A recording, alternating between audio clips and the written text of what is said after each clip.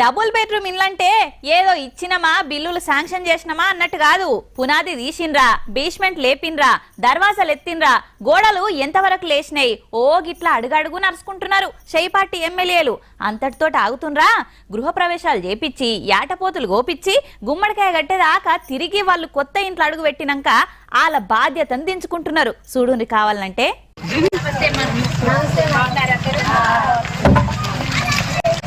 ఇల్లు గట్టి చూడు, పెండ్లి చేసి చూడు అని అంటారు పెద్దలు. ఈ రెండిట్లా ఏది చేయాలన్నా తాత ముత్తాతలు వంచిస్తే ప్రాబ్లం లేదు గాని ఇక సొంతంగా కట్టాలంటే అదే తాతలి అదికొస్తారు. అట్లాంటి ఇండ్లు లేని పేదోళ్లకు ఇందిరమ్మ ఇండ్లు కట్టిస్తున్నది కదా కాంగ్రెస్ ప్రభుత్వం. మరి సర్కారు రుణం ఎట్లా తీసుకుంటారు? ఇగో గిట్లా దావత్ పిలిచి తీసుకుంటున్నారు.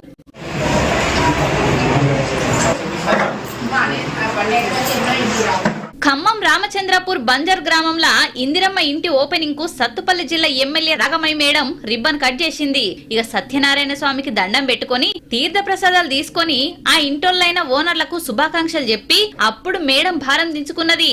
అంతే కదా నుల్లా, అవ్వాయిలు కట్టించిన ఇల్లుకు అతిథులు వాళ్ళే అవుతారు. అదే సర్కారు కట్టించిన ఇల్లు అయితే నేతలే చుట్టాలవుతున్నారు. గిట్లనే ఇండ్లు లేని వాళ్ళందరికీ కూడా ఆసరగాండ్రి మేడం అని అంటున్నారు ఈ దావత్ చూసిన తెలంగాణ పబ్లిక్ కు.